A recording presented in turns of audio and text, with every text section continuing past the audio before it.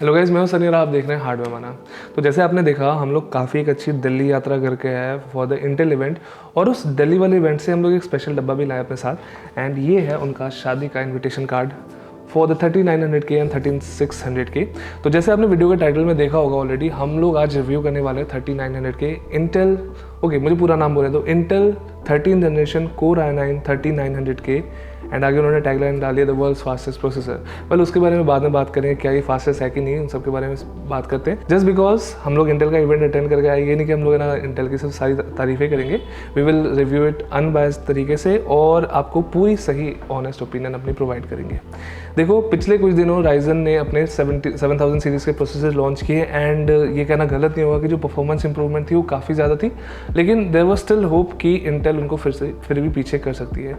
And आज जो हमने टेस्टिंग की है उसमें मुझे लगता है कि ये बात सच साबित हुई है। जो कंपटीशन है वो क्या कहते हैं उसको, नेक टू नेक कंपटीशन होने वाला है। पिछली बार कई बार बोल चुका है, आई थिंक मैं 3-4 वीडियोज़ में ये बोल चुका कि इन दोनों की फाइट में ना जो विनर्स होंगे वो आप लोग होंगे, कंज्यूमर्स होंगे। And that's right. 12900K जो मुश्किल से 10-11 महीने पहले लॉन्च हुआ था, उनका फ्लैगशिप प्रोसेसर था for the 12th generation. And similarly i9 3900K उसका रिप्लेसमेंट है। इसमें जो कोर्स है वो है 24 कोर्स एंड 32 थ्रेड्स। जो नंबर ऑफ ई कोर्स है उन्होंने डेवलप कर दिए, और कोर्स को डेवलप करने के अलावा यहाँ पे जो क्लॉक स्पीड्स है वहाँ भी काफ़ी ज़्यादा इंप्रूवमेंट की गई है। मतलब बहुत ज़्यादा बड़ी इंप्रूवमेंट है।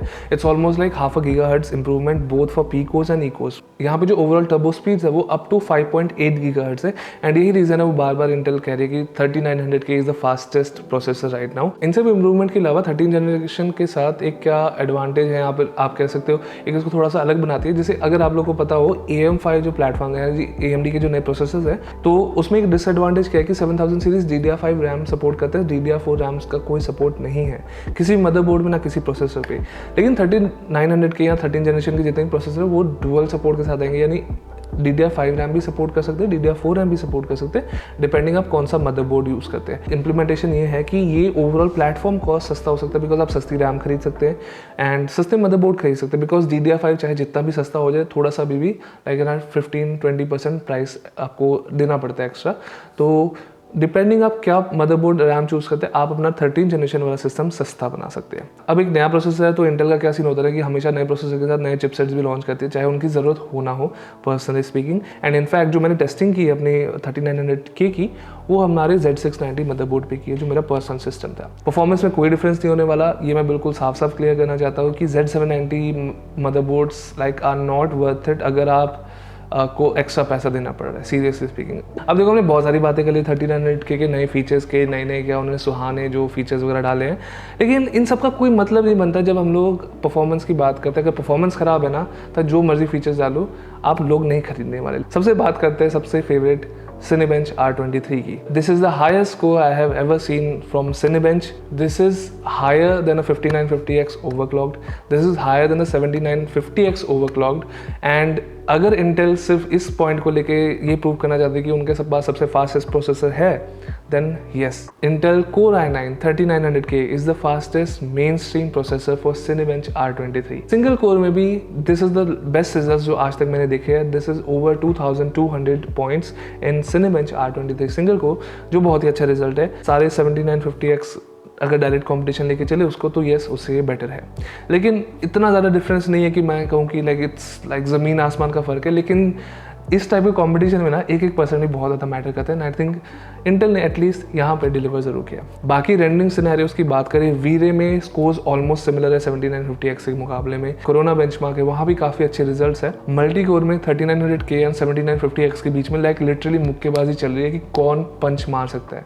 एक पंच ये मारता है, एक पंच वो मारता है, एंड जो स्कोर्स है उसमें मुश्किल से 1-3% का डिफरेंस है, उससे ज़्यादा नहीं है। अब ये तो कि मल्टी कोर बेंचमार्क्स की बात है। अगर सिंगल कोर की बात करें, जैसे application cross mark, PC mark, इन सब में भी काफ़ी अच्छी परफॉर्मेंस रही है। अगर प्रोजेक्ट बेंच की बात करूँ for after effects and premiere पे, वहाँ भी परफॉर्मेंस काफ़ी ज़्यादा इंप्रूवमेंट हुई है 12th जनरेशन के मुकाबले। और अगर हम लोग 7000 सीरीज़ के मुकाबले की बात करें तो yes there is slight improvement, लेकिन एकदम बहुत ज़्यादा डिफरेंसेस नहीं है। कुछ सिनेरियोज में AMD ज़्यादा आगे है यहाँ पे। और अगर 7-zip की बात करें, यहाँ पे इंटेल के साथ हमेशा क्या प्रॉब्लम थी कि वो डीकम्प्रेशन में बहुत ज़्यादा पीछे था। तो यहाँ पे with the number of increase in course and clock speeds, यहाँ पे डीकम्प्रेशन के रिजल्ट्स भी काफ़ी ज़्यादा इंप्रूव है और यहाँ पे भी बहुत ज़्यादा डिफरेंसेस नहीं रहे।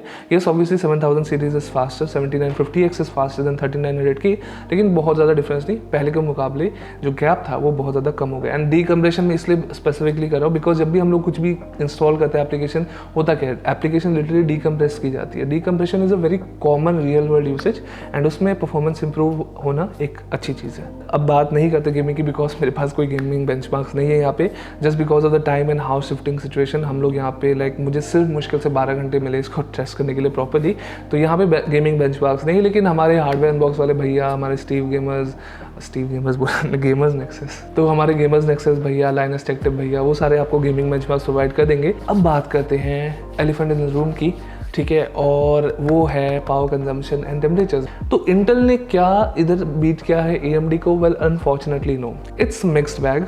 Okay, let's start with the temperatures.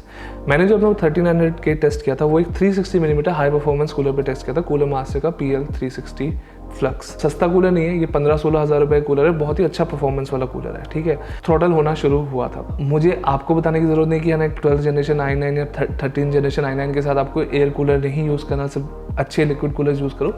यहाँ पे मैं फिर भी स्पेसिफिकली बता देता हूँ, आपको एक एटलीस्ट 420 मिलीमीटर कूलर चाहिए ताकि आपके टेम्परेचर बहुत अंडर कंट्रोल रहे। तो इसके अलावा मैंने सार्थक भाई से भी बात की फ्रॉम मॉडेक्स टेक, उन्होंने टेस्ट किया था डीपकूल के LS720 पे जो 360 मिलीमीटर कूलर है, 12,000 रुपये का आता है, और उनको टेम्परेचर मिले थे 95 to 97 डिग्रीज।